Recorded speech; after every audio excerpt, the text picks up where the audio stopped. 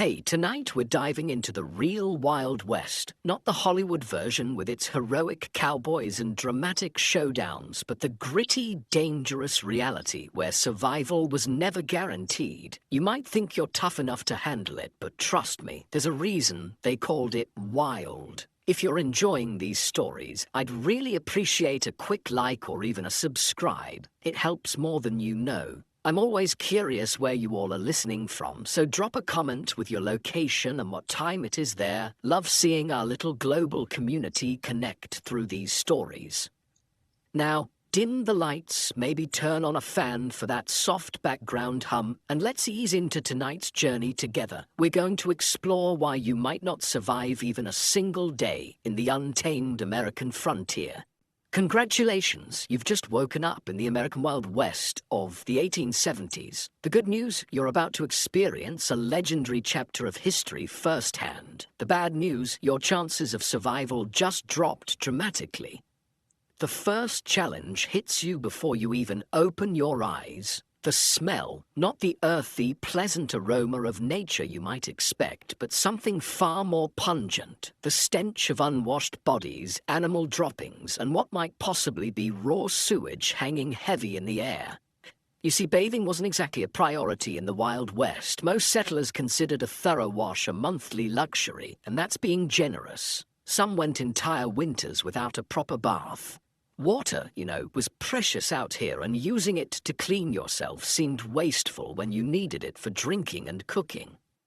As you drag yourself from your bed, which is likely just a straw-filled mattress crawling with bedbugs, you realize how every muscle in your body aches. Life in the 1870s frontier involved constant physical labor from dawn until dusk. There were no weekends off, no vacations, and certainly no ergonomic considerations. Whether you were a farmer, miner, or ranch hand, your body was your primary tool, used until it broke down.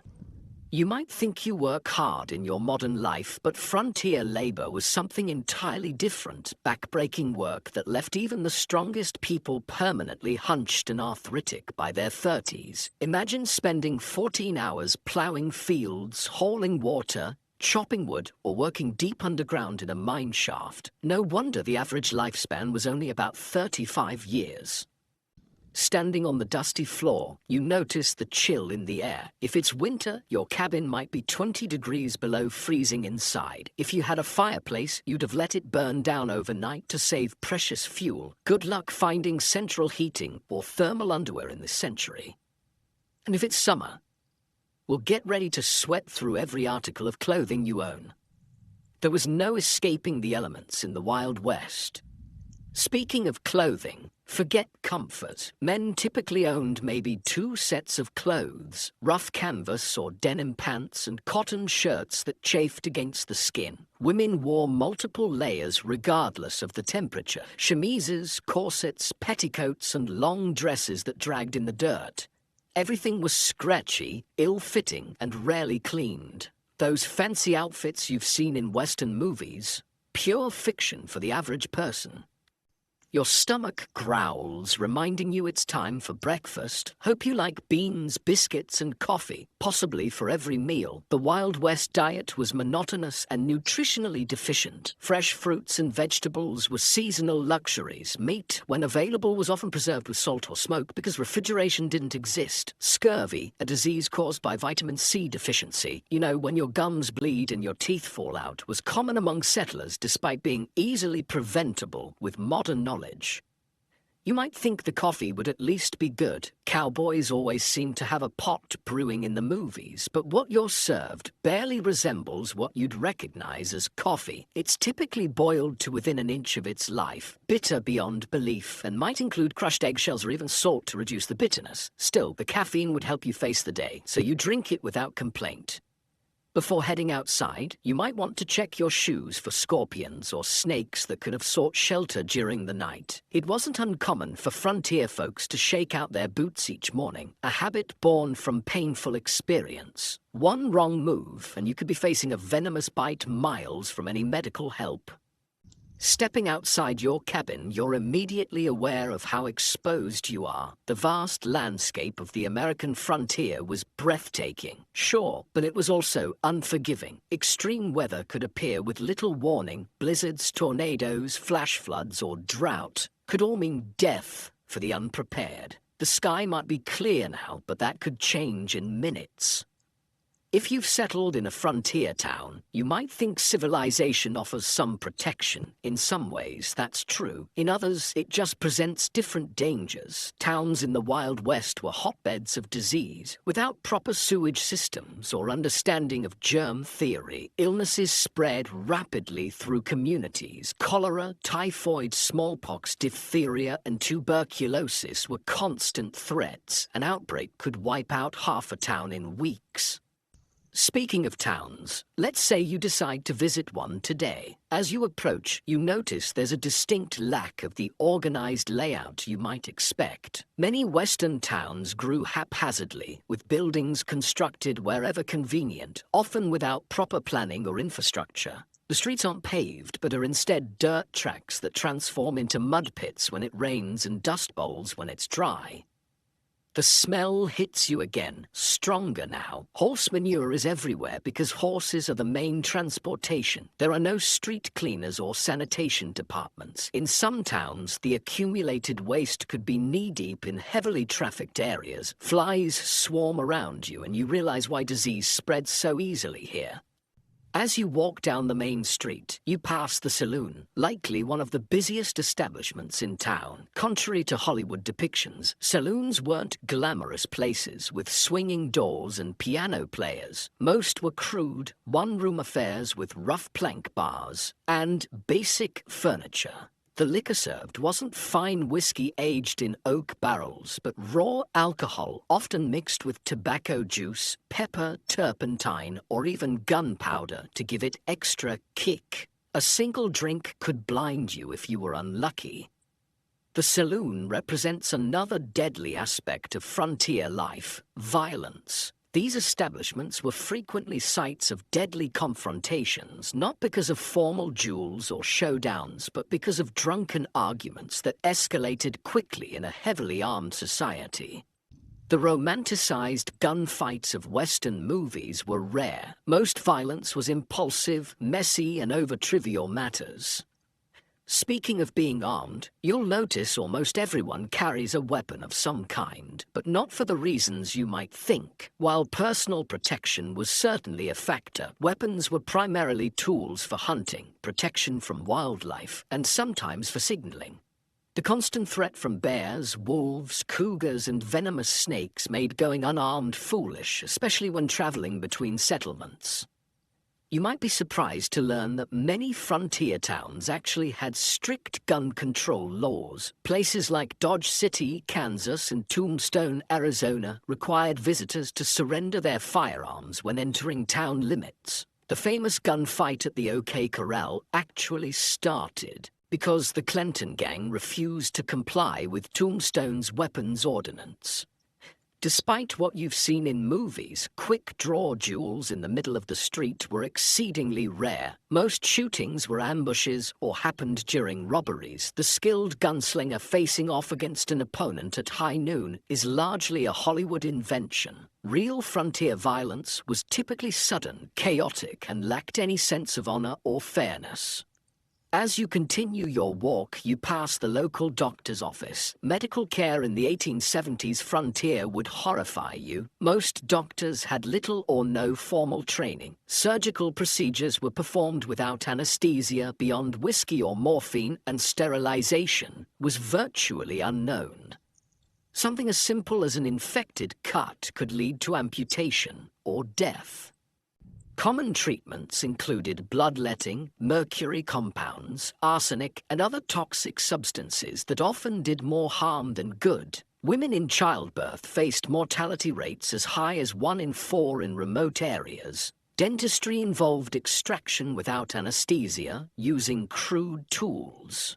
Most people suffered from painful dental issues for years before finally losing their teeth. If you were injured or fell ill on the frontier, your survival often depended more on luck than medical intervention. Even minor injuries could become life-threatening due to infection. Broken bones might never heal properly, leaving frontier folk with chronic pain and disability. The famous phrase, "only the strong survive," had literal meaning in the Wild West. Your stomach growls again, and you realize it's time for lunch. You head to the local restaurant, which is likely just an extension of someone's home where meals are served for a fee. The food isn't any more varied than your breakfast. Meat is tough and often spoiled, despite heavy smoking or salting. Vegetables, if available, are overcooked to mush. Food safety standards don't exist, so dysentery and food poisoning are common occurrences. Or while eating, you overhear conversations about recent Indian attacks, outlaw gangs, or the danger of traveling alone, while Native American violence against settlers was far less common than portrayed in popular culture. In fact, settlers in the US military were far more likely to be the aggressors. A frontier was still a place of conflict. The systematic displacement of indigenous peoples created tensions that sometimes erupted into violence on both sides. As for outlaws, they were a genuine threat, particularly in remote areas. Law enforcement was sparse, with a single sheriff sometimes responsible for thousands of square miles. In many places, justice was handled through vigilante action rather than formal legal proceedings. Lynch mobs were common, and the concept of innocent until proven guilty often didn't apply. If you were accused of horse theft or cattle rustling, you might find yourself hanging from a tree before sunset, regardless of your actual guilt or innocence. After lunch, you decide to visit the local general store to stock up on supplies. The prices shock you. Basic necessities cost far more on the frontier than back east due to the difficulty and expense of transportation. A simple can of peaches might cost the equivalent of $20 in today's money.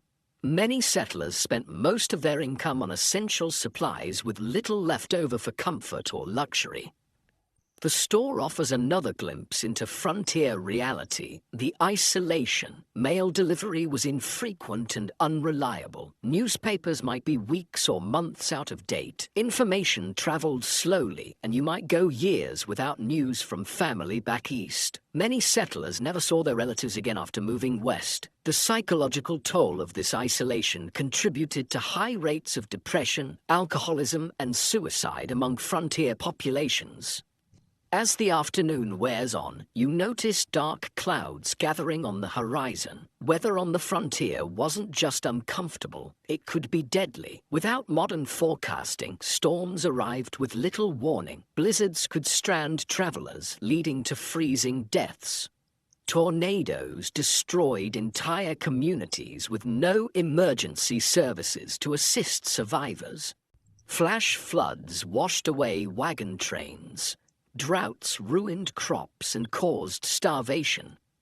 If you were lucky enough to have a proper home, it provided minimal protection. Most frontier dwellings were hastily constructed from whatever materials were available. Sod houses on the plains, log cabins in forested regions, or simple wooden structures in towns. None were particularly effective against extreme weather. Winter temperatures inside could drop below freezing. Summer heat was often unbearable, especially in attics or upper floors where many people slept. As the storm approaches, you decide to head back to your cabin before it hits. On the way, you pass a group of men heading to work at the local mine. Mining was one of the deadliest professions on the frontier. Underground cave-ins, toxic gas exposure, explosions from improperly handled blasting powder, and machinery accidents claimed countless lives. Miners also suffered from long-term health issues like black lung from coal dust or mercury poisoning from gold processing. Even if you avoided mining, few frontier occupations were safe. Farming involved dangerous equipment with no safety features. Ranching meant working with unpredictable animals weighing hundreds of pounds. Logging had one of the highest fatality rates of any profession. Whatever you did to make a living, your risk of serious injury or death was exponentially higher than in the modern world. You make it back to your cabin just as the rain begins to fall. The roof leaks in several places, and you place buckets to catch the water. This is a good opportunity to refill your drinking water, as clean water was scarce and precious. Many frontier settlers drank from the same sources used for washing and watering livestock, leading to waterborne illnesses that could quickly turn fatal. As you sit in your leaky cabin, listening to the rain, you reflect on how different reality is from the romanticized version of the Wild West. There were no heroes or villains, just people struggling to survive in incredibly harsh conditions. The fact that anyone made it through is testament to human resilience and determination. Night falls early as you have no electricity. Candles and oil lamps provide minimal illumination, and you're careful with them. Fire was a constant danger in frontier homes. A single spark could mean losing everything, with no fire department to call for help. Many towns burned to the ground at least once in their history. You prepare for bed, exhausted from just one day in the Wild West. Your muscles ache, your stomach is unsettled from the unfamiliar food, and your mind is overwhelmed by the constant vigilance required to stay alive. As you drift off to sleep, you wonder if you'll make it through tomorrow, or if you'll become just another statistic in the dangerous story of the American frontier.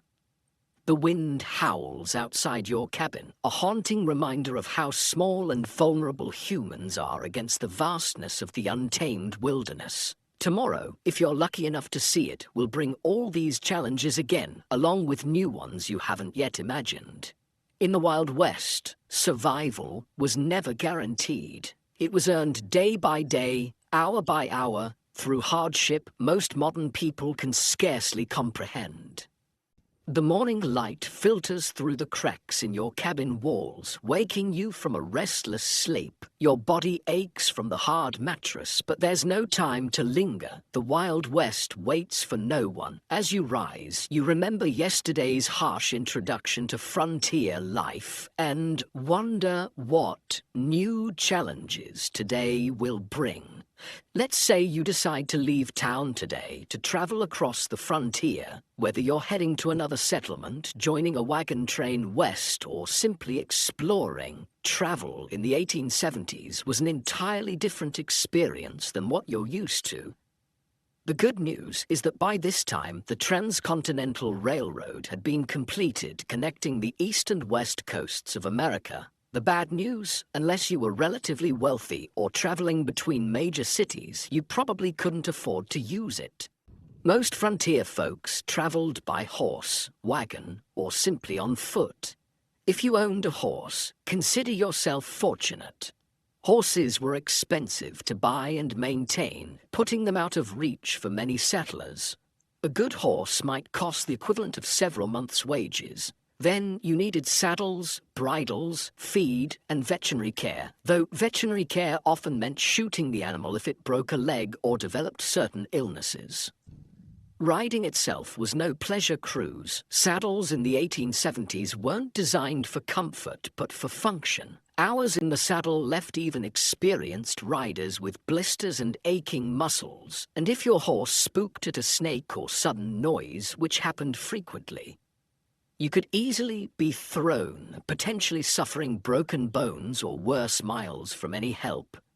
If you couldn't afford a horse, you might travel by wagon. Forget the romantic image of pioneers cheerfully rolling across pristine prairies. Wagon travel was brutally uncomfortable. The vehicles had no suspension system beyond the slight give in wooden wheels, meaning you felt every rock, rut, and hole in the trail. The constant jarring caused wagon sickness, similar to seasickness, leaving travelers nauseous and miserable. Roads, if they existed at all, were typically just dirt tracks carved by previous travelers. After rain, they became muddy quagmires where wagons could sink axle deep. During dry periods, the dust was so thick you could barely breathe or see. Wagons frequently broke down, with wheels cracking or axles snapping miles from the nearest settlement. Let's say you've decided to journey all the way to California or Oregon. You've joined a wagon train heading west on the famous Oregon Trail. This 2,000-mile journey was one of the most perilous undertakings of the 19th century. Of the approximately 400,000 people who attempted it between the 1840s and 1860s, an estimated 1 in 10 didn't survive. The Oregon Trail was sometimes called the nation's longest graveyard. Some historians estimate that an average of 10-15 people died for every mile of the trail. Think about that. A grave every 350 feet or so for 2,000 miles. The trail was lined with makeshift crosses and stone markers, many without names, as families were forced to bury loved ones and continue their journey. Disease was the #1 killer on the Oregon Trail. Cholera, a bacterial infection spread through contaminated water, was particularly devastating. This horrible illness, caused severe diarrhea and vomiting, draining the body of fluids so quickly that a person could be healthy at breakfast and dead by dinner. There was no effective treatment available. Wagon trains would sometimes lose dozens of people in a single cholera outbreak. Other diseases like dysentery, typhoid, and mountain fever claimed countless lives. Children were especially vulnerable, with many families losing multiple children during the journey. Medical care was rudimentary at best, often consisting of folk remedies that did little to help and sometimes made conditions worse. Crossing rivers presented another deadly challenge. Wagons weren't designed to float, but pioneers had to cross numerous rivers on their journey west. Some had ferries or fords, but many required the wagon to be floated across like a makeshift boat. Wagons frequently capsized in these crossings, drowning people and livestock and destroying precious supplies. The Platte, Columbia, and Snake Rivers claimed hundreds of lives during the migration period. Contrary to popular belief, attacks by Native Americans were relatively rare. Most tribes were actually helpful to migrants, offering supplies, guidance, and assistance with river crossings. The majority of violent deaths on the trail came from accidents, being crushed by wagon wheels, drowning, or being kicked by draft animals. Firearms accidents were shockingly common, as most travelers were inexperienced with weapons but carried them for hunting and protection. The psychological toll of the journey was immense. Families buried children, parents, and spouses along the way, then had to continue traveling immediately. There was no time for extended grief on the trail. Each day's delay meant less chance of crossing the mountains before winter snows made passes impassable. The constant stress, grief, and physical hardship led many travelers to mental breakdown. Suicide was not uncommon among trail migrants. If you somehow survived the journey to California or Oregon, your challenges weren't over. Many arrived at their destination having spent all their money and resources on the journey itself. Families often arrived destitute, malnourished, and ill, only to find that the promised land had its own harsh realities. But let's say you've decided not to travel that far. Perhaps you're heading to a nearby town or settlement instead. Even short journeys in the Wild West presented significant dangers. Travelers might encounter outlaws who saw lone riders or small groups as easy targets. While the frequency of stagecoach robberies was exaggerated in later fiction, they did occur regularly enough to be a legitimate concern. The natural environment posed constant threats to travelers. Flash floods could wash out trails or trap unwary travelers. Summer heat in desert regions could kill through dehydration and heat stroke. Winter blizzards routinely trapped travelers, sometimes leading to freezing deaths or desperate situations like the infamous Donner Party, where survivors resorted to cannibalism to stay alive. Navigation itself was challenging in an era before detailed maps. Travelers relied on vague directions, landmarks that could change or be misidentified, and the experience of guides who sometimes proved unreliable. Getting lost in the wilderness could be a death sentence, especially if your supplies ran low. As you travel today, you notice another aspect of frontier life that movies rarely depict accurately: the stunning diversity of people, The Wild West wasn't populated solely by white cowboys and settlers. It was a meeting ground of cultures from around the world. Chinese immigrants worked as railroad builders, miners, and merchants. Mexican families had been living in the Southwest long before it became U.S. territory. Black cowboys made up as much as 25% of the workforce on some ranches. European immigrants from Germany, Ireland, Italy, and Scandinavia brought their cultures and traditions. And of course, dozens of distinct Native American nations had called these lands home for thousands of years before others arrived. This diversity, however, didn't mean equality or harmony. Racial violence was a common feature of frontier life. Chinese railroad workers faced brutal discrimination and were often forced to take the most dangerous jobs for lower pay than white workers. Mexican landowners frequently saw their property seized through legal manipulation or outright theft after the Mexican-American War.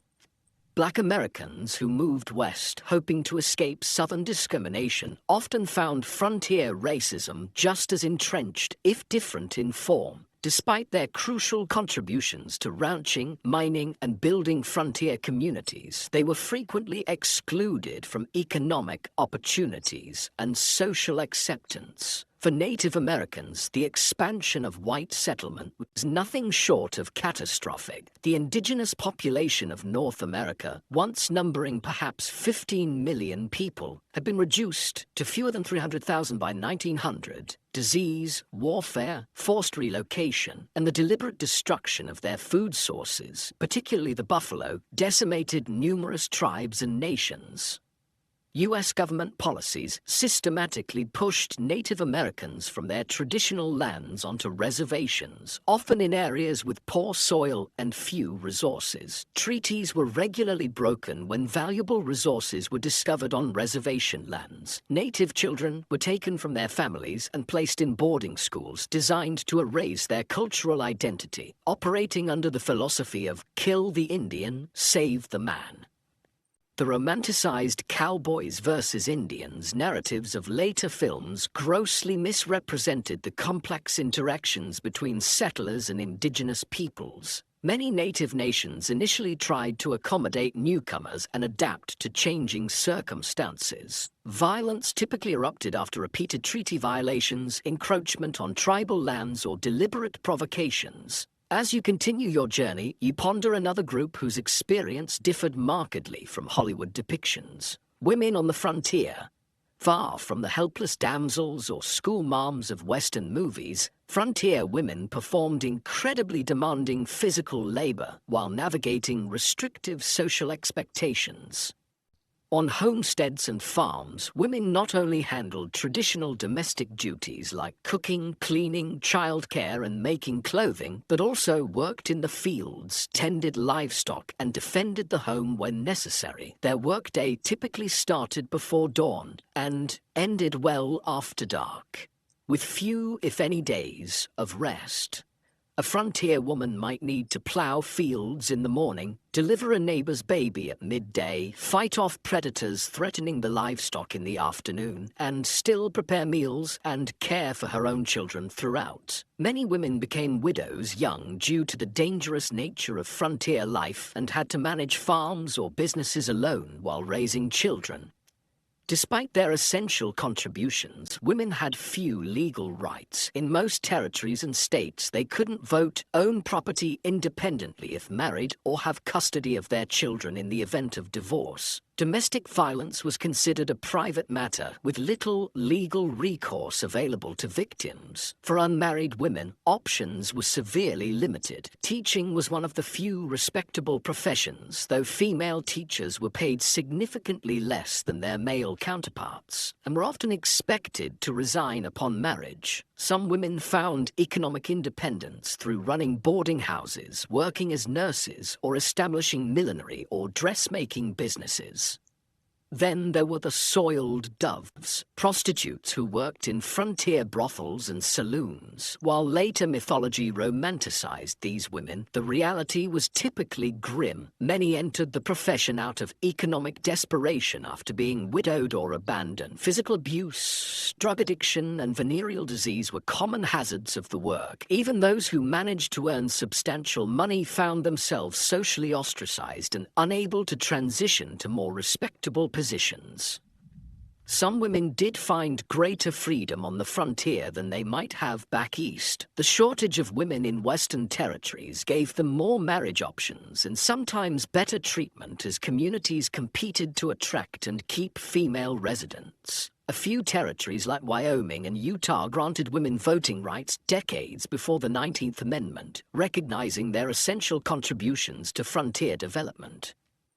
As the day wears on and you continue traveling, you might wonder about law enforcement in this supposedly lawless land. The reality was complex and varied widely by location. Major cities and towns typically had some form of organized law enforcement, but vast rural areas had minimal, if any, official protection. County sheriffs were elected officials responsible for maintaining order across sometimes enormous territories. A single sheriff might be the only law enforcement for thousands of square miles, making regular patrols impossible. They relied heavily on deputizing ordinary citizens during emergencies, creating posses to pursue criminals or respond to violence. Town marshals handled law enforcement within town limits, sometimes with a few deputies in larger settlements. These positions were often dangerous and poorly paid, attracting a mix of dedicated public servants and those who enjoyed the power the badge provided. Some famous lawmen, like Wyatt Earp, moved between legitimate law enforcement and more questionable enterprises throughout their careers. Federal marshals had jurisdiction throughout territories and states but were few in number. They typically focused on major crimes like counterfeiting, mail robbery, or offenses involving multiple jurisdictions. The legendary U.S. Marshals of Western movies, single-handedly bringing law to lawless towns, were largely fictional creations. In many remote areas, justice was handled through informal community action rather than official legal processes. Vigilante groups formed to address perceived threats when formal law enforcement was absent or ineffective. Sometimes these groups maintained basic order, but they could easily become vehicles for prejudice, personal vendettas, or mob violence. The iconic image of the quick-draw gunfight was largely a later invention. Most frontier violence was mundane, impulsive, and often alcohol-fueled. Bar fights that escalated to fatal levels, domestic violence, and disputes over land or livestock were far more common than dramatic shootouts on dusty streets. Criminal punishment was harsh by modern standards. Hanging was the standard penalty for murder, rape, and sometimes theft, particularly of horses or cattle. Prisons existed but were primitive facilities with high mortality rates from disease, violence, and poor conditions. Many communities preferred immediate execution to the expense of long-term imprisonment. As evening approaches, you decide to seek shelter for the night. If you're lucky, you might find a town with a hotel or boarding house. Don't expect luxury. Frontier accommodations were basic at best. A typical hotel room would have a simple bed, possibly infested with bedbugs, a washstand with a pitcher and basin, and perhaps a chair. Bathroom facilities would be an outhouse in the back, shared by all guests. Privacy was minimal, with thin walls allowing you to hear your neighbor's every movement and conversation. In busier establishments, you might even share a bed with a stranger, a common practice to maximize capacity during busy periods. The sheets might not have been changed for previous guests, and lighting would be limited to candles or oil lamps. A night's lodging would cost between 25 cents and $1, depending on the establishment's quality and location. This represented a significant expense for many travelers, equivalent to several hours' wages for an average worker. Many chose to sleep in stables, barns, or simply under the stars to save money, despite the additional risks these options presented. If you were traveling through more remote areas, you'd likely camp for the night. This meant building a fire, assuming you could find enough fuel, preparing a meal from your limited supplies, and sleeping on the ground with minimal protection from the elements or wildlife. Indigenous peoples, experienced travelers, and military scouts had sophisticated techniques for safe camping, but the average settler often made dangerous mistakes. Proper fire management was literally a matter of life and death. A fire built too large could spark a prairie or forest fire that could consume thousands of acres in hours. One built too small might not provide enough warmth during cold nights, leading to hypothermia. Campfire cooking required skills most modern people lack, often resulting in meals that were simultaneously burnt and raw. As night falls fully and you prepare to sleep, the sounds of the frontier darkness surround you. Coyotes howl in the distance, unfamiliar birds call, the wind whispers through grass or trees. For people accustomed to modern light and noise pollution, the profound darkness and strange sounds of wilderness nights often triggered intense anxiety. Many travelers slept poorly on the frontier, not just because of physical discomfort, but from fear of the unknown dangers that might lurk in the darkness. Native attacks, though rare, often occurred at dawn when sleepers were at their most vulnerable. Predators like wolves, bears, and mountain lions might investigate camps looking for food. Venomous snakes and scorpions sought warm places to rest, sometimes including a sleeper's bedroll. Even if no actual threats materialized, the psychological stress of constant vigilance took its toll. Frontier diaries frequently mention exhaustion not just from physical labor, but from the mental strain of perpetual alertness. Modern people, accustomed to locks, alarms, and the security of dense population, would find the vulnerability of frontier sleeping arrangements profoundly disturbing. As you drift towards sleep, you reflect on the day's journey. Travel in the Wild West bears almost no resemblance to its sanitized, romanticized portrayal in later entertainment. It was grueling, dangerous, and uncomfortable beyond what most modern people could endure. The skills required from Mustens, Freeze, from navigation without maps to making emergency repairs to handling firearms safely took years to develop, and mistakes were often fatal. The darkness deepens and the sounds of night creatures grow louder. Tomorrow will bring new challenges if you survive the night. Perhaps you'll reach your destination, or perhaps you'll become just another unmarked grave along the trail. One more statistic in the perilous story of westward expansion. The Wild West forgave no weakness and offered no second chances. Every day survived was a victory against overwhelming odds. The new day dawns on the frontier, and you've somehow survived the night. A victory in itself in the Wild West. As you rub the sleep from your eyes and stretch your aching muscles, you contemplate what direction your frontier experience might take today. Perhaps you'll try your luck in one of the booming mining towns where fortunes are supposedly made overnight. You've heard stories of the California gold rush, the Nevada silver strikes, and the Colorado mining booms. Tales of ordinary men finding nuggets the size of chicken eggs and becoming wealthy overnight have drawn hundreds of thousands west. What these stories don't mention are the brutal realities awaiting those who chase mineral dreams.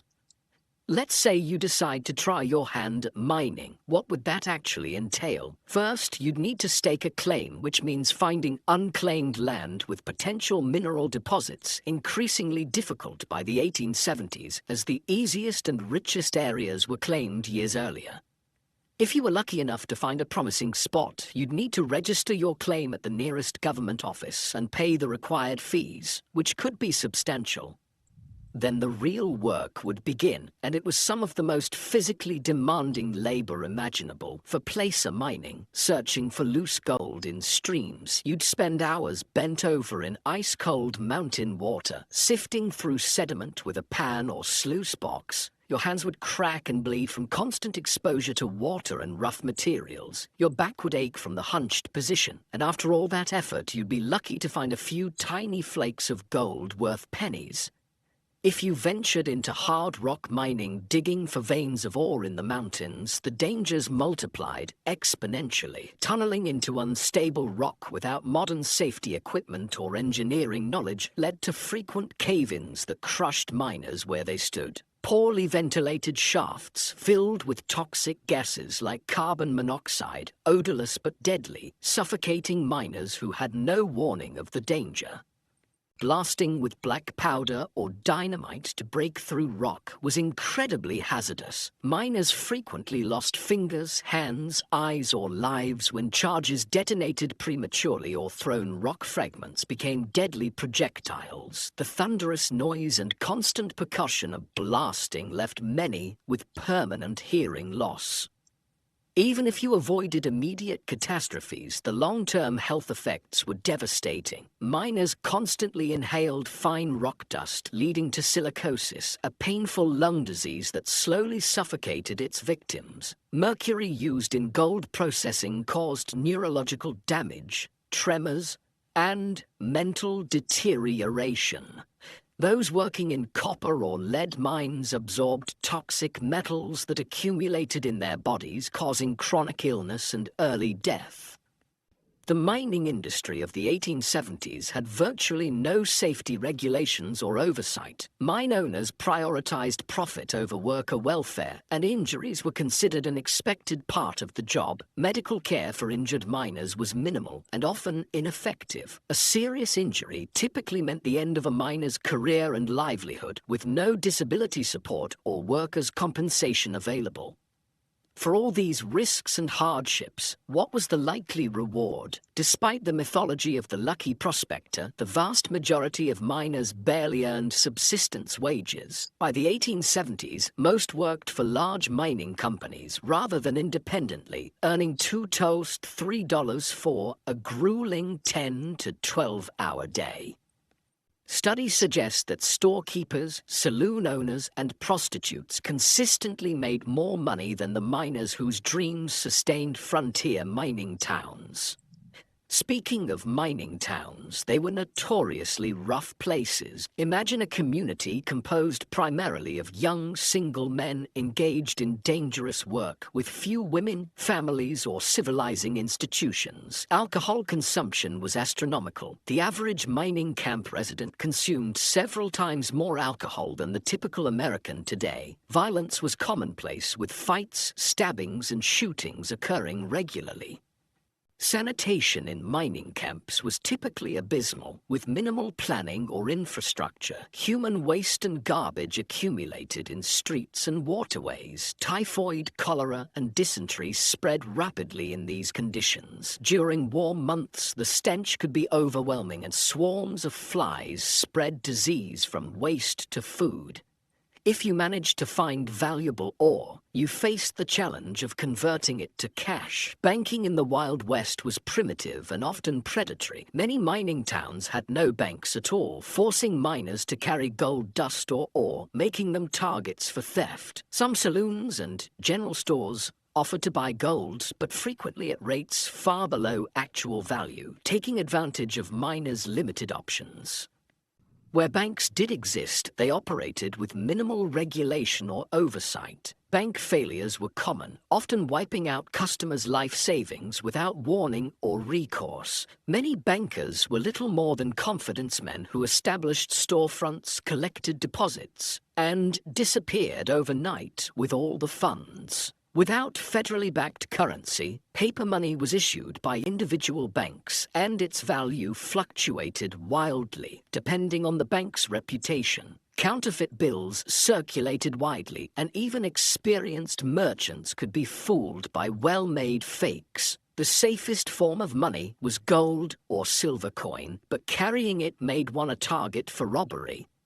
Perhaps, after considering the dangers and disappointments of mining, you decide to try your hand at ranching instead. The cattle industry was booming in the 1870s, with demand for beef in eastern cities creating opportunities on the frontier. Surely this would be a healthier, more profitable venture. Ranching did indeed avoid some of the worst health hazards of mining, but it introduced its own unique dangers and hardships. Starting a ranch required significant capital. Land, livestock, equipment, and buildings all represented major investments. Many aspiring ranchers went deeply into debt purchasing these necessities, betting their future on favorable weather and market conditions. Nature often had other plans. Droughts could wither grazing lands and dry up crucial water sources, forcing ranchers to either watch their cattle starve or sell at devastating losses. Harsh winters could kill entire herds, as happened in the infamous Great Die-Up of 1886 to 1887, when up to 90% of cattle on northern ranges froze or starved to death during unusually severe weather.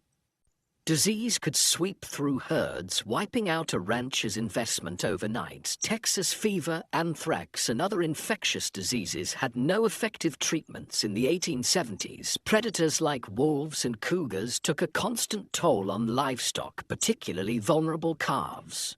Poisonous plants, quicksand, and injuries further reduced herds. The iconic cattle drives, moving herds hundreds of miles to railroad shipping points, were not romantic adventures, but grueling, dangerous undertakings. Cowboys, not the glamorous figures of later films, but typically young, poorly paid laborers, worked 20-hour days during drives, catching brief naps in the saddle as they moved thousands of animals across difficult terrain. These drives faced constant threats. River crossings could turn deadly in minutes if animals panicked, creating deadly pileups that drowned cattle and cowboys alike. Stampedes, which could be triggered by something as simple as a lightning strike or a snapping twig, turned thousands of 1,500-pound animals into an unstoppable destructive force. Cowboys caught in stampedes were often trampled to death. The cowboy's life was far from the freedom portrayed in Western mythology. They typically earned about $30 per month for exhausting, dangerous work. Most were very young men, often teenagers from poor backgrounds with few other options. A significant percentage were Black, Mexican, or mixed-race individuals facing discrimination that limited their opportunities elsewhere. Their diet on the trail consisted mainly of beans, salt pork, and biscuits with minimal fresh food. Medical care was limited to whatever the trail cook might know about folk remedies. Injuries, common in such dangerous work, often went untreated until they became life-threatening. Many cowboys died young from injuries, exposure, or violence. Perhaps ranching doesn't appeal after all. What about farming? Surely growing food, the most fundamental of human activities, would offer a more stable and less dangerous way of life on the frontier. The Homestead Act of 1862 had opened vast areas of the West to settlement, offering 160 acres free to anyone who would live on and improve the land for 5 years. This seemed like an incredible opportunity, a chance for people with little money to become landowners and build independent livelihoods. The reality proved far more challenging than the promise. First, 160 acres might sound substantial, but in the arid regions that comprised much of the available land, it was often insufficient to support a family. Traditional Eastern farming methods failed in these environments, where rainfall was a fraction of what pioneers were accustomed to. Many settlers had no knowledge of dry farming techniques needed for success in these regions. Starting a frontier farm required tremendous physical labor. The first task was building shelter, typically a sod house on the treeless plains, constructed by cutting and stacking dense prairie turf. These soddies were dark, damp dwellings that leaked when it rained, harbored insects and snakes, and crumbled without constant maintenance. Then came the back-breaking work of breaking the land for planting. Prairie sod, held together by dense grass roots that had developed over centuries, was extraordinarily difficult to plough with the equipment available to most settlers. It could take a year or more just to prepare a few acres for planting. The work was so physically demanding that it permanently damaged many farmers' bodies. Once crops were planted, farmers faced threats from every direction. Drought could wither plants before harvest. Torrential rains could wash away seedlings or flood fields. Early frost could kill crops just before harvest. Grasshoppers descended in biblical swarms, consuming everything green in their path and sometimes even eating the handles of tools left in fields. Disease affected frontier farmers as it did everyone else, but with particularly devastating consequences. With no hired help and little community support, a family's illness during crucial planting or harvesting periods could mean the difference between survival and starvation. Women often continued working the fields while heavily pregnant or just days after giving birth, risking their health because the work simply couldn't wait. Farm accidents were common and often fatal. Homemade tools broke and caused injuries. Animals panicked and trampled their handlers. Even successful harvests could turn deadly. Numerous farmers died when they fell into grain storage bins and suffocated in the loose grain, or when poorly constructed storage buildings collapsed under the weight of their contents. The isolation of frontier farms took a heavy psychological toll. Neighbors might be miles away, visited only occasionally. Women in particular suffered from this isolation, some going months without speaking to anyone outside their immediate family. Depression, anxiety, and what was then called prairie madness affected many settlers, sometimes leading to abandonment of homesteads or suicide. For those who persevered through these challenges and actually produced crops, economic obstacles remained. Transportation to markets was difficult and expensive. Without refrigeration, perishable products had to be sold quickly or preserved. Large agricultural corporations and railroad companies used their influence to keep crop prices low and transportation costs high, squeezing independent farmers from both directions. By the 1870s, another option was emerging on the frontier, working for wages in the growing towns and industries. Perhaps this offered a safer, more stable path than the high-risk ventures of mining, ranching, or farming. Wage labor did avoid some of the worst physical dangers and financial risks of independent enterprises, but introduced its own hardships. Industrial safety standards were virtually non-existent. Workers in frontier factories, mills, and workshops suffered horrific injuries from unguarded machinery. Construction workers built increasingly tall structures without harnesses or safety equipment, leading to frequent fatal falls. Railroad work was particularly dangerous. Track layers worked with minimal equipment under brutal conditions, suffering high rates of injury and death from accidents, heat stroke, and exhaustion. Chinese workers who built much of the transcontinental railroad were often assigned the most dangerous tasks, such as handling unstable explosives to blast through mountain passes. Working hours were long by modern standards, typically 10-12 hours per day, 6 days per week. Pay was low, with most workers barely earning subsistence wages. Child labor was common, with children as young as 8 or 9 working alongside adults in many industries, often suffering higher injury rates due to their size and inexperience. Workers had essentially no legal protections. Employers could fire people without cause, reduce wages arbitrarily, or withhold pay entirely. Those who complained or attempted to organize for better conditions faced blacklisting, being marked as troublemakers who no other employer in the region would hire. Company towns, settlements where a single employer owned all housing and businesses, were common in mining and lumber regions. Workers in these communities paid inflated prices at company stores, lived in company housing, and sometimes were paid in scrip, company currency, rather than legal tender. This created a form of debt bondage where workers could never save enough to escape the system.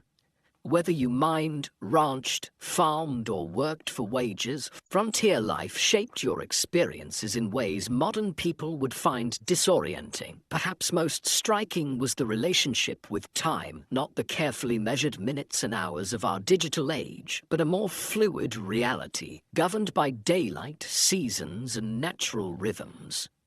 Without electric lighting, most people woke at dawn and slept shortly after sunset, their active hours expanding and contracting with the seasons. Work wasn't measured in 8-hour shifts, but by tasks that needed completion. Fields plowed, cattle moved, or extracted. During harvest or roundup, people might work from first light until well after dark for weeks without a break. During winter, many rural workers had periods of relative inactivity when fields lay dormant or cattle needed minimal tending.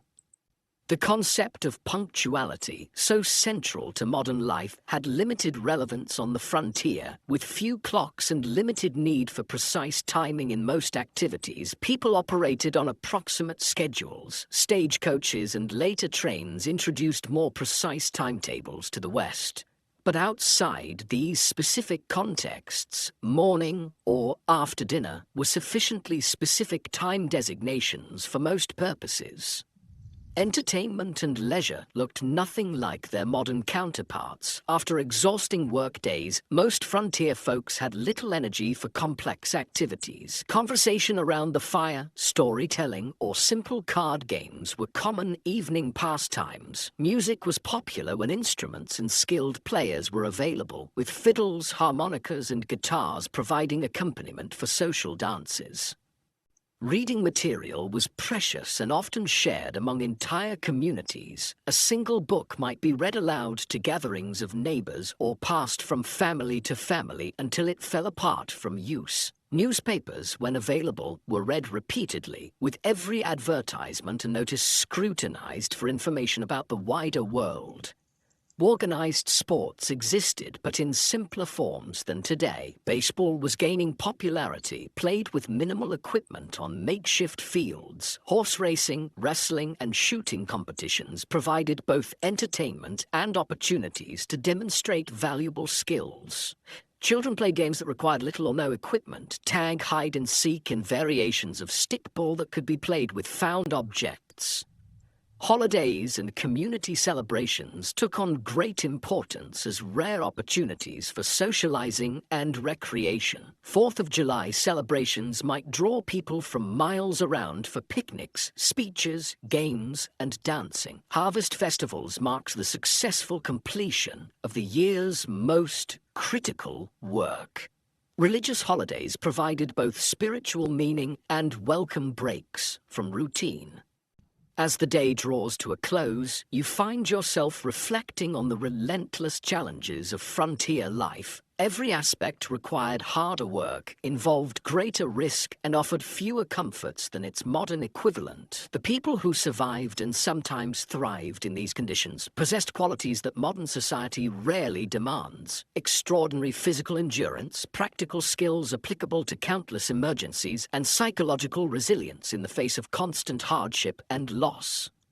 The darkness gathers once more, and with it comes a silence profound enough to hear your own heartbeat. No car engines, no air conditioners, no electronic hums, just the whisper of wind, the chorus of insects, and the occasional call of night birds. This profound quiet, so alien to modern ears, was the soundtrack of frontier nights, sometimes comforting, sometimes unsettling in its emptiness. As you drift towards sleep, you wonder if you would have had what it took to survive here, not just for a day or a week, but for years and decades. The people who shaped the American West, for better and worse, were not the idealized heroes of later fiction, but complex individuals facing extraordinary challenges with the limited resources and knowledge of their time. Their story, stripped of romanticism, is one of human endurance against conditions that would break many of us today. The cool night air settles around you like a blanket, and the stars emerge in a display of brilliance impossible to see in our light-polluted modern world. This at least is one pure beauty the people of the frontier experienced that few today can fully appreciate: the majestic sweep of the Milky Way across a truly dark sky, connecting them to the same cosmic panorama their ancestors had watched for countless generations. Morning arrives again in the Wild West, and with it comes hunger, a constant companion on the frontier. Food in the 1870s, West bore little resemblance to the varied, convenient diet you're accustomed to in the modern world. Let's explore what keeping yourself fed would actually entail in this harsh environment. The good news is that game was still relatively plentiful in many areas. Deer, elk, rabbit, and various birds could supplement your diet if you had the skills to hunt them. The bad news, hunting required ammunition, which was expensive and might be needed for protection. It also demanded time away from other essential work, making it a luxury many settlers couldn't afford during busy seasons. Most frontier families relied heavily on foods they could grow, preserve, or purchase in bulk. The staples of the frontier diet were beans, corn, and pork, dense in calories but monotonous and nutritionally incomplete. Fresh fruits and vegetables were available only in season, a few months at most, and winter diets often contained no fresh produce whatsoever. This lack of dietary variety led to widespread nutritional deficiencies. Scurvy, caused by vitamin C deficiency, was common during winter and early spring when no fresh produce was available. The symptoms, bleeding gums, loosening teeth, joint pain, and eventually death, were well known but difficult to prevent with available resources. Other deficiency diseases affected growth in children and caused various chronic health problems in adults. Food preservation was a constant challenge and critical survival skill. Without refrigeration, meat needed to be consumed quickly or preserved through smoking, salting, or drying. These methods deterred bacterial growth but drastically changed flavors and textures while reducing nutritional value. The heavy salt content of preserved foods contributed to high blood pressure and other health issues. Women spent enormous amounts of time preserving food when it was abundant for use during scarce periods. Vegetables were pickled in vinegar or fermented. Fruits were dried or preserved with sugar if available. Root vegetables might be stored in root cellars, underground spaces that maintained cool temperatures. These preservation efforts were not optional activities, but essential survival work that could determine whether a family would eat during winter. Food storage presented its own problems. Properly prepared preserved foods could last months or even years, but improper techniques led to spoilage and potentially deadly food poisoning. Additionally, stored food attracted pests, rats, mice, and insects consumed portions of most stored food supplies, and their droppings contaminated what remained. Most frontier families simply accepted a certain amount of insect parts and rodent droppings in their flour, beans, and other staples as unavoidable. Cooking itself was far more labor-intensive than modern people can easily comprehend. Meals were prepared over open hearths or wood-burning stoves that required constant attention and fuel. In wood-scarce prairie regions, women and children might spend hours gathering buffalo chips, dried manure, or twisted grass to burn as cooking fuel. Water had to be hauled from wells or streams, often hundreds of pounds per day, for cooking, cleaning, and drinking. Even with these efforts, meals lacked the variety and flavor profiles modern people expect. Spices were expensive luxuries, used sparingly, if at all. Sugar and coffee were treasured items, often hoarded for special occasions. Fresh milk was available only if a family kept a cow, and for only part of the year when the cow was producing. Most frontier children grew up with simple, repetitive diets that would horrify modern nutritionists.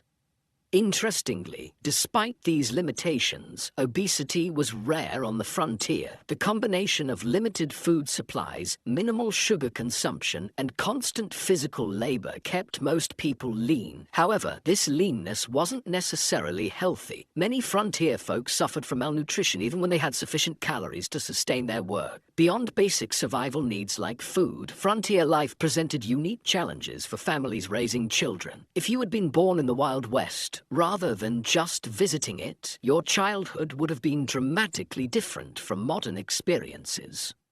Childhood itself was conceived differently in the 19th century. Children as young as 6 or 7 were expected to contribute meaningful work to family survival, not as educational chores, but as essential economic contributions. Young children minded livestock, gathered eggs, picked vegetables, watched younger siblings, and helped with countless other tasks that freed adults for heavier work. By age 10 or 12, most frontier children worked alongside adults at nearly adult capacity. Boys followed fathers into fields, barns, or workshops, learning skills through direct participation rather than formal instruction. Girls worked with mothers, learning the complex domestic skills necessary for frontier homemaking. Not simple housekeeping, but the production of essential goods like clothing, preserved food, candles, and soap. This early adulthood extended to other areas of life. Children were not sheltered from the harsh realities around them. They witnessed births, deaths, slaughtering of animals, and the sometimes violent conflicts of frontier communities. They were expected to understand and adapt to these realities, rather than being protected from them. Education, as modern people understand it, was limited and inconsistent on the frontier. In established towns, schools might operate for a few months each year, typically during winter when agricultural work was minimal. One teacher, often barely educated themselves, might be responsible for students ranging from 5 to 17 years old, all studying in a single room. Physical conditions in these schools were challenging. Buildings were poorly insulated, leading to freezing conditions in winter and stifling heat in warmer months. Supplies were minimal, perhaps a few shared textbooks, slates for writing that had to be constantly erased and reused, and minimal paper that was treated as a precious resource. Corporal punishment was the standard disciplinary approach, with whippings or beatings administered for infractions as minor as whispering or failing to memorize assigned material. In more remote areas, formal schooling might not exist at all. Some families conducted home education using whatever books were available, but many frontier children received only the most basic literacy and calculation skills. If that, their education focused instead on practical knowledge: how to predict weather, track animals, prepare soil for planting, treat common injuries, and perform the countless other tasks essential for survival. Child mortality remained devastatingly high throughout the frontier period. Approximately 1 in 4 children died before reaching adulthood, with the highest risk in the first 5 years of life. Diseases that modern medicine easily prevents or treats: measles, diphtheria, scarlet fever, whooping cough, routinely killed or permanently disabled young children. Accidents claimed many more, as child safety was a foreign concept in an era where survival demanded risk-taking. The psychological impact of this mortality on both children and parents is difficult for modern people to comprehend. Most children grew up watching siblings die. Parents expected to lose children and often gave the same name to a subsequent child if an older sibling died young. A practice that seems strange today, but reflected the different relationship with mortality in an era when death was an everyday presence. Perhaps nothing illustrates the gulf between frontier and modern life more clearly than approaches to health and medicine. If you became ill or injured in the 1870s West, your experience would bear almost no resemblance to modern healthcare. The first difference would be the absence of professional medical care in most situations. Doctors were scarce, with many communities having none at all. Those who did practice on the frontier often had minimal training, perhaps a brief apprenticeship or a few months at a medical college. Their knowledge reflected medical science of the era, which still relied heavily on theories like humoral balance that had more in common with medieval medicine than modern practice. Without access to professional care, most health issues were addressed through home remedies and folk medicine. Every community had people, usually women, known for their healing skills, drawing on traditions brought from various cultures. Some of these treatments, particularly herbal remedies, had genuine medicinal properties, but many were ineffective or actively harmful. Common medical treatments of the era included bloodletting, which weakened already ill patients, purgatives that caused severe diarrhea, supposedly to expel bad humors, and poultices of various substances applied to wounds, some of which introduced infection rather than preventing it. Laudanum, a tincture of opium, was widely used for pain, leading to addiction in many cases. Mercury compounds were prescribed for numerous conditions despite their toxicity. Even when treatments had some validity, impure medications caused problems. Without pharmaceutical regulations or standardization, commercially sold medicines varied wildly in potency and often contained dangerous contaminants. Many patent medicines marketed as cure-alls contained primarily alcohol, providing temporary relief through intoxication rather than addressing underlying conditions. Surgery in frontier conditions was particularly horrific. Without effective anesthesia, beyond alcohol, whiskey, or opium, patients endured excruciating pain during procedures. Sterilization was unknown or inconsistently practiced, leading to rampant post-surgical infections. Amputation was the standard treatment for serious limb injuries, performed with saws and knives that might be wiped clean but never properly sterilized. Childbirth represented perhaps the starkest contrast between frontier and modern medical experiences. Women typically gave birth at home, attended by a midwife if one was available, or female relatives if not. Without prenatal care, many complications weren't identified until labor was underway. Breech births, hemorrhage, and other emergencies that modern medicine handles routinely often resulted in the death of mother, child, or both. Maternal mortality rates on the frontier were approximately 1 death per 100 births, more than 100 times higher than in developed countries today. Many women approached each pregnancy knowing it might be their last experience in life. Men's diaries and letters from the period frequently mention the heartbreaking reality of raising children alone after losing wives in childbirth.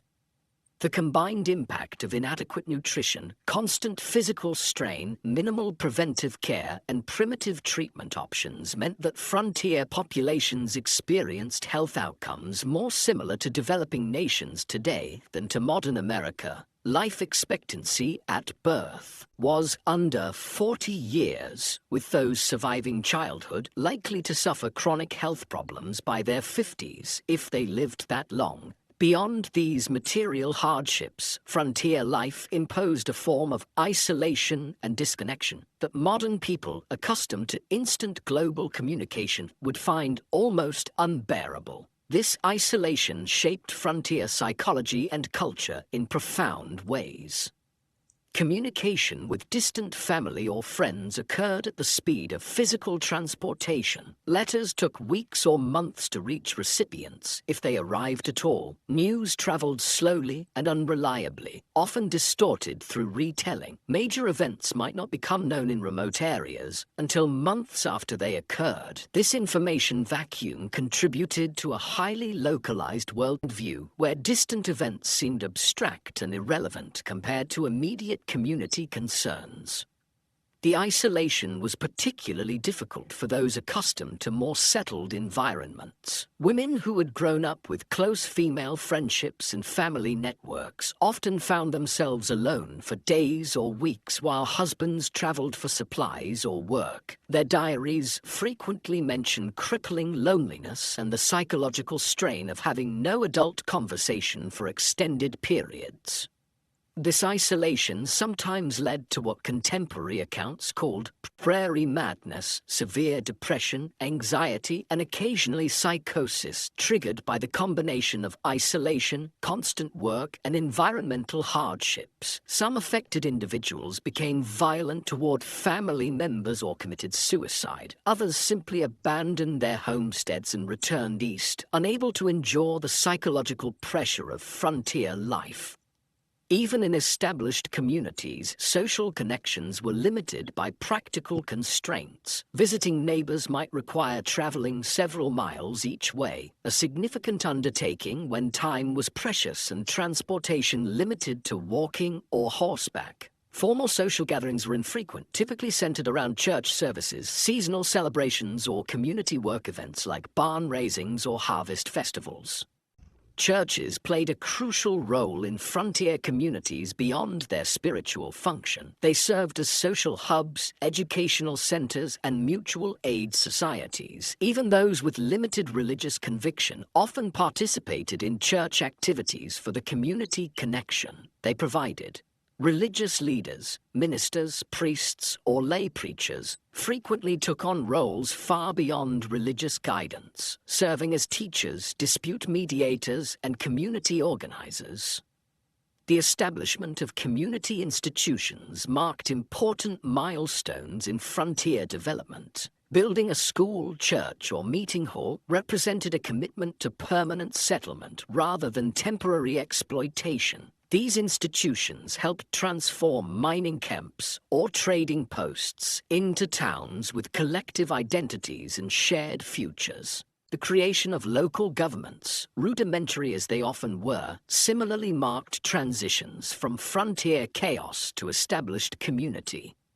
Frontier communities also developed distinctive forms of mutual aid and collective action necessary for survival in harsh conditions. Barn raisings and house raisings allowed families to complete large construction projects impossible for individual households. Harvest teams moved from farm to farm, ensuring crops were gathered before weather could destroy them. Spontaneous search parties formed when children went missing. These cooperative traditions reflected the practical reality that no individual or family could survive the frontier entirely through self-reliance. This community interdependence existed alongside the individualism that later became mythologized in frontier narratives. Both elements were necessary responses to frontier conditions: self-reliance for daily survival, community cooperation for challenges beyond individual capacity. The tension between these values shaped frontier culture and continues to influence American attitudes toward government, community, and individual responsibility. As another day in the Wild West draws to a close, you find yourself contemplating the mental and emotional resilience required to endure such conditions year after year. The people who populated the American frontier weren't superhuman. They suffered, struggled, and sometimes broke under the relentless pressure of their environment. But many adapted and persevered, developing skills and perspectives that allowed them to find meaning and even joy amid hardship. The darkness settles around you once more, bringing with it the profound silence of the pre-industrial night. The day's experiences have given you a glimpse into a world both familiar and utterly alien, a world where survival required constant vigilance, where comfort was rare and luxury almost non-existent, where death was an everyday companion rather than a distant stranger. As sleep approaches, you wonder about the people who chose this life or had it thrust upon them by circumstance. What drove them west? What sustained them through blizzards, droughts, illness, and loss? What would they think of the world their struggles helped create? A world of abundance and security beyond anything they could have imagined, built on foundations they laid through exhausting labor and countless sacrifices. The questions follow you into dreams filled with endless prairies, towering mountains, and the faces of those who tamed the Wild West, not through romantic gunfights, but through the quiet heroism of daily persistence against overwhelming odds. Their story, stripped of Hollywood glamour and frontier mythology, stands as a testament to human adaptability and the extraordinary courage of ordinary people facing extraordinary challenges. Dawn breaks on what will be your final day in the Wild West. As the golden light spills across the landscape, you take a moment to appreciate the raw beauty that drew so many westward, despite the dangers and hardships. The frontier was a place of stunning natural grandeur. Vast prairies rippling like oceans, mountains scraping the sky, canyons plunging into the earth's depths. This beauty, at least, wasn't a Hollywood invention. But even this relationship with the natural world differed profoundly from modern environmental perspectives. The frontier mentality viewed nature primarily as a resource to be conquered and exploited rather than preserved or protected. Timber was cut without consideration for regeneration. Game was hunted to the edge of extinction in many regions. Streams were diverted, polluted, or destroyed for mining operations with no thought for downstream consequences. The near extinction of the American bison, buffalo, stands as perhaps the starkest example of this exploitative approach. In the 1700s, an estimated 30–60 million bison roamed North America. By 1884, fewer than 1,000 remained. This devastation wasn't simply the result of hunting for food or hides. Though that played a part, it was also deliberate policy encouraged by the U.S. government as a way to deprive Plains Indian tribes of their primary resource, forcing them onto reservations. General Philip Sheridan, a key military leader in the Plains Indian Wars, reportedly stated, "Let them kill, skin, and sell until the buffalo is exterminated. It is the only way to bring lasting peace and allow civilization to advance." Whether or not he actually spoke these exact words, they accurately reflect government policy of the era. The destruction of the buffalo herds was environmental warfare designed to break indigenous resistance by eliminating their way of life. For Native American nations across the West, the expansion of white settlement represented an apocalypse, not just physical displacement, but the collapse of economic systems, spiritual practices, and cultural identities tied to specific landscapes and resources. While early interactions sometimes involved trade and cooperation, by the 1870s, most indigenous groups faced stark choices: confinement on reservations, continued resistance against overwhelming odds, or cultural assimilation. The reservation system itself represented a form of cultural genocide. Native children were forcibly removed from families and sent to boarding schools designed to kill the Indian and save the man, as Captain Richard H. Pratt, founder of the Carlisle Indian Industrial School, infamously stated.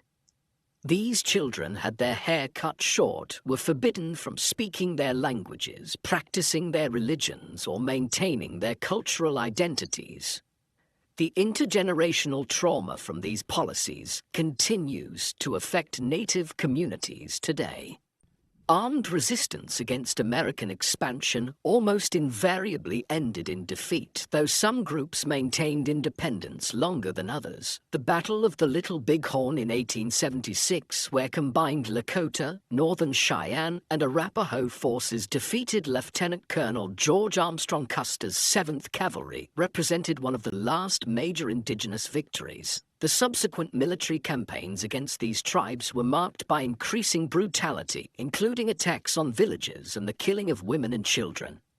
The tragedy of this cultural collision was heightened by the fact that many native nations had sophisticated agricultural systems, complex governance structures, and rich cultural traditions that could have offered valuable knowledge to European settlers. The different approaches to land use and ownership created fundamental misunderstandings. Many native groups couldn't conceive of owning land any more than one could own the air or stars, making treaty negotiations over territory fundamentally problematic from the start. These cultural conflicts extended beyond native white relations. The West was extraordinarily diverse, with communities from around the world bringing different languages, religions, customs, and approaches to frontier life. This diversity was both a strength, introducing varied skills and perspectives, and a source of tension in communities struggling with scarce resources and limited infrastructure.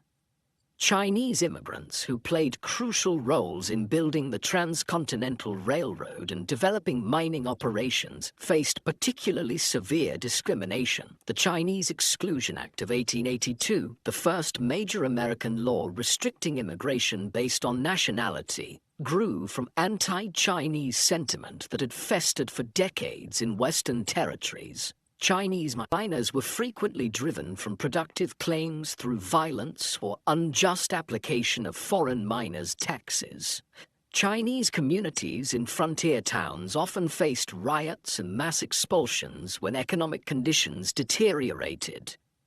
Mexican Americans, many of whom had become U.S. citizens through territorial acquisition rather than immigration, similarly faced discrimination and displacement. Despite treaty guarantees protecting property rights following the Mexican-American War, many Mexican landowners saw their holdings taken through legal manipulation, intimidation, or outright fraud. Spanish-derived water rights systems that had functioned effectively for generations were replaced with English common law approaches less suited to arid environments. Even European immigrants found that national and religious identities continued to matter on the frontier. Irish Catholics, German Lutherans, Scandinavian Protestants, Eastern European Jews, each group tended to establish distinct communities and maintained cultural practices from their homelands. These communities provided mutual support, but sometimes became targets for nativist sentiment when economic or social tensions arose. African Americans who moved west after the Civil War hoped to find freedom from Southern oppression, but often encountered different forms of discrimination. Black cowboys, who made up approximately 25% of the workforce on some cattle operations, rarely received recognition in contemporary accounts or later mythology. Black homesteaders established communities in several Western territories, but frequently faced organized resistance from white neighbors and discriminatory application of homestead laws. The collision of these diverse groups, each with their own values, practices, and expectations, created frontier communities far more complex and conflict-ridden than later Romantic depictions would suggest. The melting pot metaphor, popularized in later American mythology, obscured both the persistent cultural distinctiveness of various groups and the power imbalances that determined whose cultures would be preserved and whose would be suppressed. As the day progresses, you find yourself in a frontier town undergoing rapid transformation, a transition happening across the West during the 1870s and 1880s. The initial phase of settlement, characterized by individual prospectors, independent farmers, and small-scale enterprises, was giving way to more organized corporate development of Western resources. The arrival of railroads catalyzed this transition. The Transcontinental Railroad, completed in 1869, dramatically reduced travel time between East and West from months to days. Subsequent branch lines penetrated previously isolated regions, connecting them to national markets and supply chains. This transportation revolution allowed large-scale extraction of Western resources for Eastern factories and enabled mass-produced Eastern goods to flood Western markets.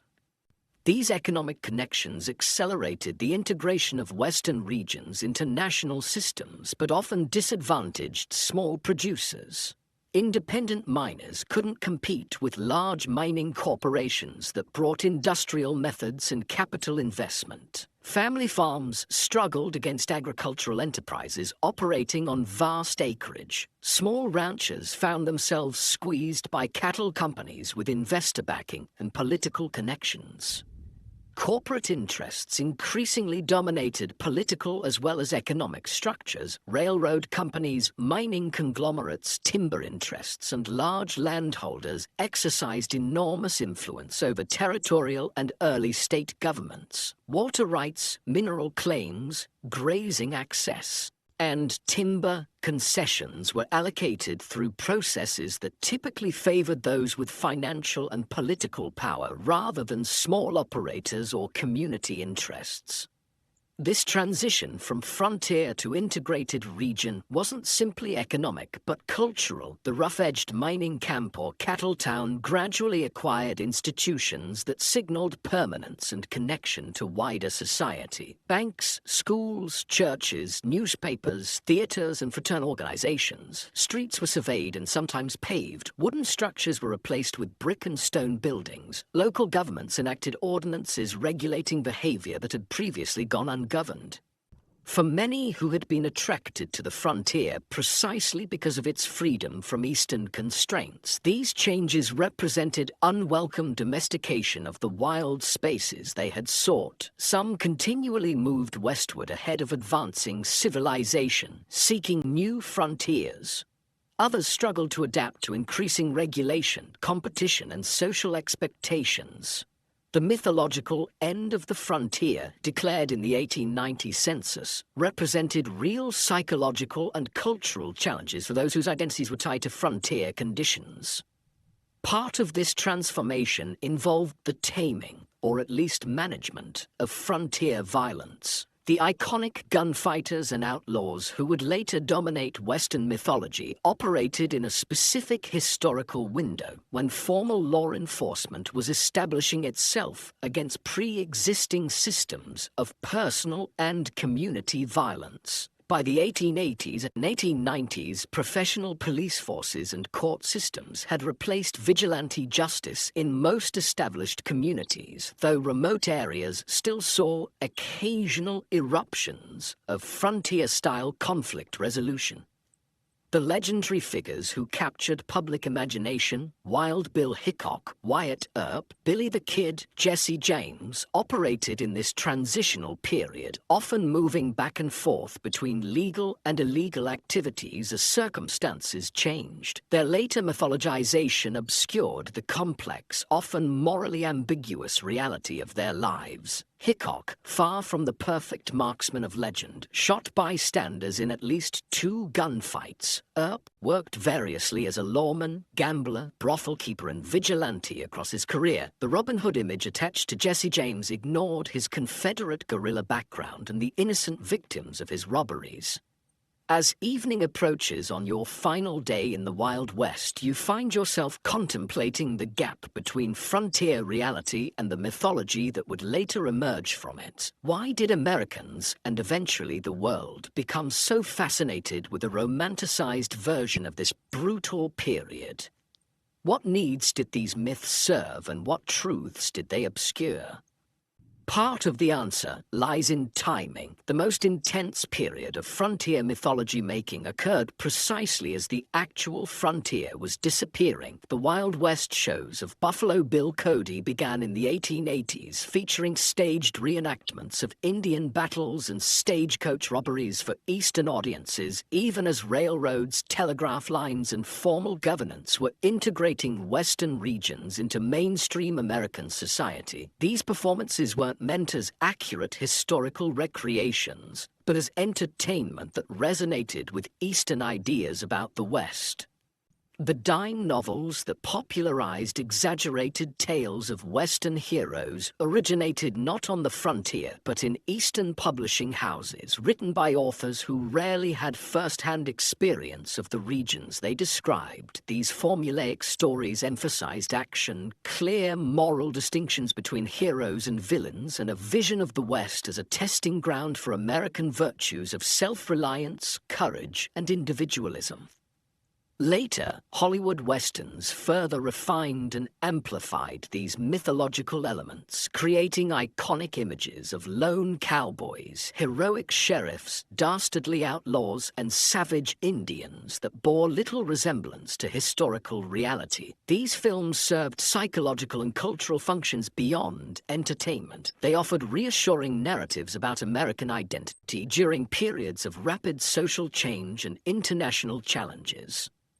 The mythology suggested that American character had been forged in frontier conditions, producing exceptional qualities that distinguished the nation from older societies. It implied that American expansion across the continent had been not just inevitable, but morally justified, a triumph of civilization over wilderness and progress over primitive cultures. It presented simplified moral frameworks where good invariably triumphed over evil through righteous violence, justifying America's growing military and economic power on the world stage. What these myths obscured was the complex, morally ambiguous reality of Western development, the genocide of indigenous peoples, the exploitation of immigrant labor, the environmental devastation, the corporate manipulation of political systems, and the deeply divided community struggling with fundamental questions about identity, governance, and resources. The real West offered no simple moral lessons, but rather a case study in how human societies adapt to challenging conditions, sometimes showing remarkable cooperation and creativity, sometimes descending into exploitation and brutality.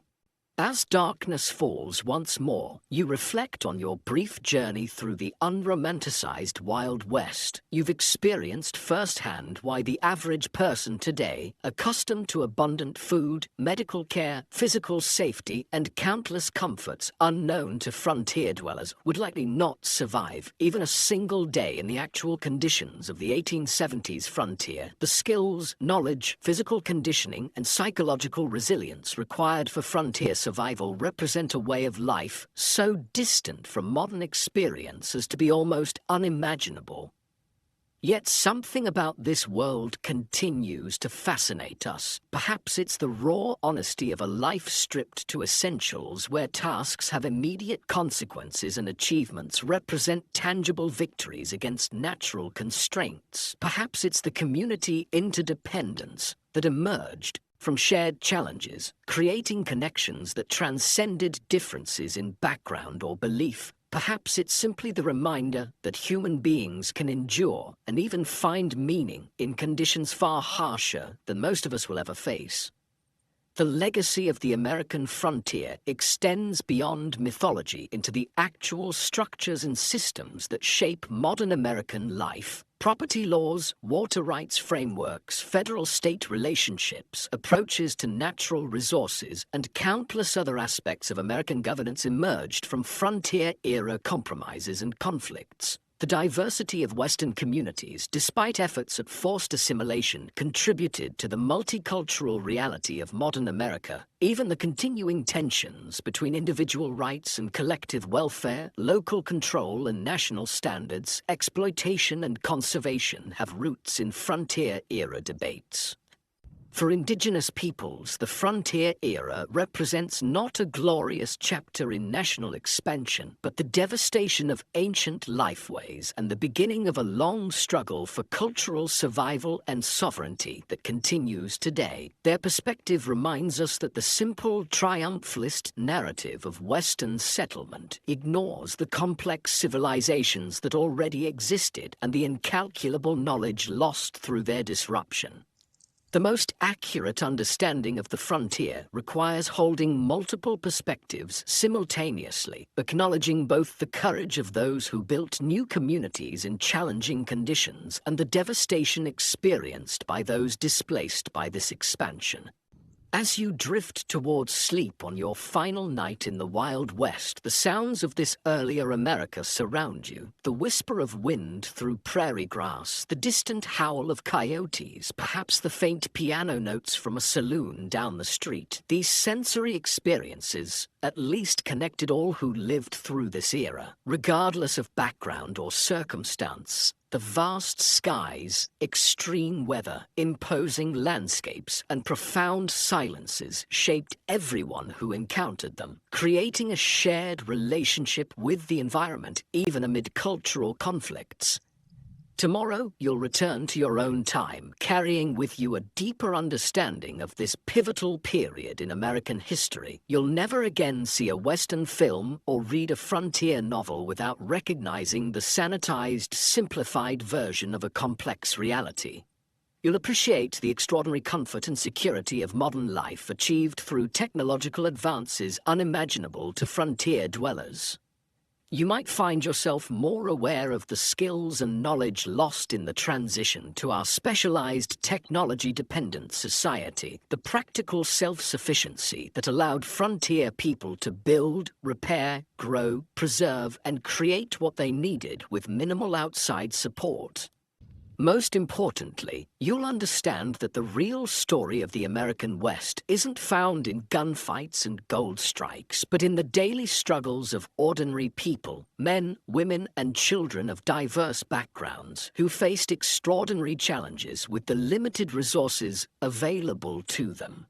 Their story, without Hollywood embellishment, contains enough genuine courage, tragedy, innovation, conflict, cooperation, cruelty, and kindness to fill countless histories. Their legacy lives in the communities they established, the environmental changes they initiated, the cultural patterns they created, and the myths that grew from their experiences. The real Wild West disappeared long ago, transformed by technology, population growth, economic integration, and environmental change into the modern American West of cities, suburbs, highways, and managed landscapes. Yet echoes of frontier experience persist in regional identities, local traditions, land use patterns, and governance structures. The memory of this formative period continues to influence how Americans understand themselves and their nation's development, even as scholars and communities work to replace simplistic mythology with more accurate, inclusive understandings of this complex history. As you finally surrender to sleep, the boundary between past and present seems to blur. The challenges faced by frontier communities, adapting to environmental constraints, managing scarce resources, building functional communities among diverse populations, balancing individual freedom with collective needs, remain relevant in new forms today. Perhaps the greatest legacy of the frontier experience is not a set of answers, but a collection of questions about human adaptation, community formation, and the relationship between people and the natural world. Questions each generation must answer anew as circumstances change. The stars shine brilliantly above. The same stars that guided travelers across the prairie, helped farmers time their planting, and gave comfort to homesick immigrants far from familiar landscapes. In this moment of connection across time, you feel a fleeting kinship with those who looked upon these same constellations a century and a half ago, wondering what tomorrow would bring in a world where survival was never guaranteed, but life, in all its harshness and beauty, was experienced with intensity seldom matched in our more comfortable era. Sleep comes at last, and with it dreams of a West both harsh and magnificent, a place where human vulnerability and resilience were displayed in equal measure, where diverse peoples collided and sometimes cooperated in ways that would shape a nation, and where the daily struggle for existence contained moments of transcendent connection with landscapes of breathtaking grandeur. The real Wild West, stripped of romantic illusion, offers a window into human experience at its most elemental, challenging, frightening, and occasionally sublime.